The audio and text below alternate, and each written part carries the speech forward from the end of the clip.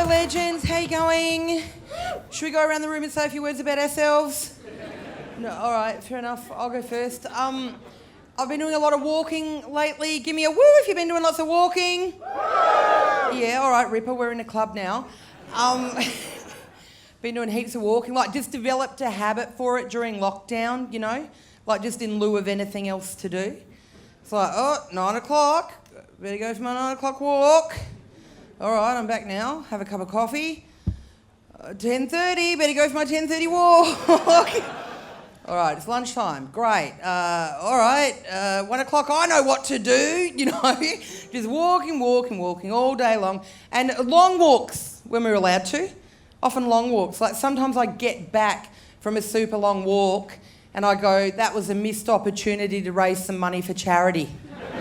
I was like, that was a very long one that warranted some sponsorship, you know. And it was great to have a hobby, it was great to have places to be, but what happened was over time, I developed a very significant mask tan. Like, just a very obvious semicircle at the top of my face, right? And I didn't mind, because I was like, well, I'm never going to see anyone again, you know? You know when we hit that point in lockdown where it was like, well, this is us now. See you never, everyone. So I was like, it's fine, no one's ever going to know. Like, they'll never get the opportunity to see this reverse top deck situation happening on my face, you know. I was like, it doesn't even matter. And then what happened was we had that one Sunday where our Premier, Daniel Andrews, got up at the press conference and he said, as of tomorrow, you can cruise around outdoors without a mask on. And I was suddenly on an emotional roller coaster. I was like, that's the best. I've been walking outdoors heaps. This will be so much better without a mask on. Oh, no, everyone's going to see this, you know. Suddenly panic-stricken.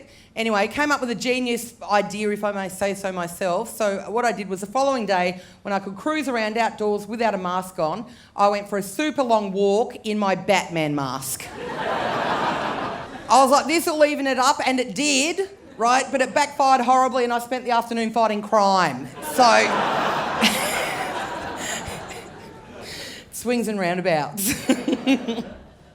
And no good deed goes unpunished. I developed a new hobby, that was great, but I'm actually recovering from a walking-related injury at the moment. I should say at the beginning that I don't mind being injured. It's not my preference, but when it happens, I'll roll with it, quite literally. I just hate it when it comes about in an inglorious fashion, you know, like I want a good story behind it. Like one time I hurt my knee falling out of a tree when I was trying to get a small child's soccer ball down, right? That's pretty noble. Yeah, all right, thanks, one person. And another time I hurt my wrist skateboarding down a massive hill, right? Thrill seeker or massive loser, you be the judge. And another time I got stung by a jellyfish while trying to help my mate in rough seas. Hero. Yeah, thanks. But on the flip side, I've presented to ED before with a spider bite that's turned out to be a pimple. Twice. It was a big pimple.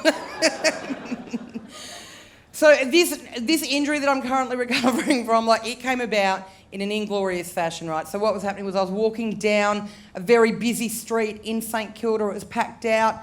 It was like the mosh pit at a music festival, but with more drugs. And and what happened was I slipped on a hot chip. Just the one. Not even a handful, like one hot chip. Right, and I went down really hard on this hot chip as well, right? And let me just say that the annoying thing about falling over in public is that you only get that split second to decide whether to make it look so bad that no one laughs or whether to pass it off as parkour. So I'm on this packed out street, I'm down on one knee and I'm like, should I do an army roll? Should I flip off the wall?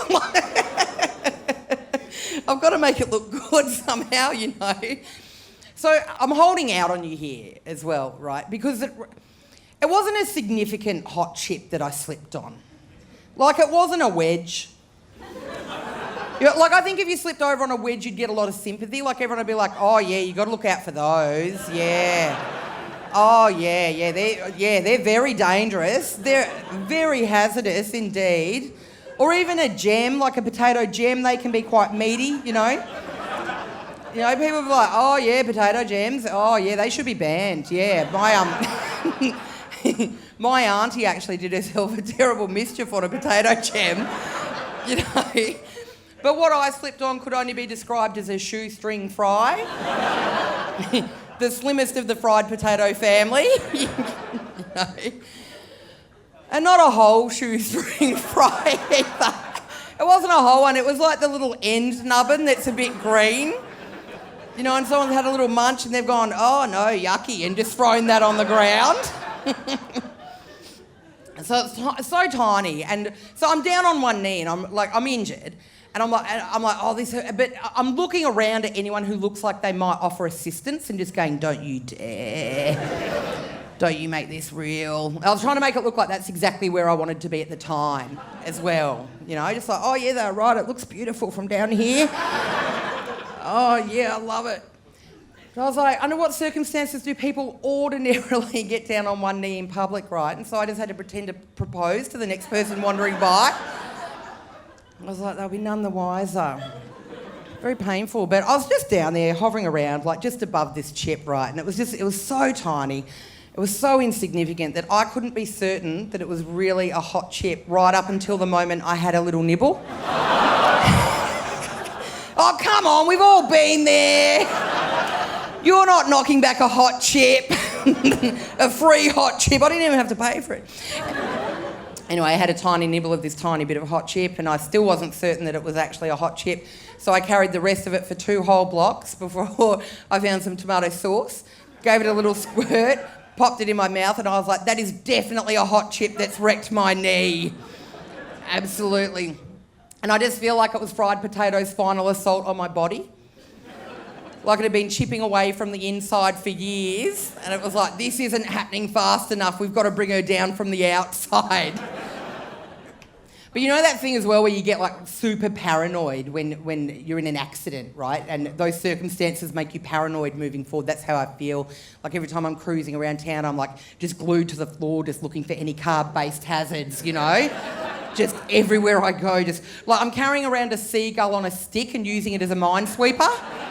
Just, come on, little guy, just clear the street for me.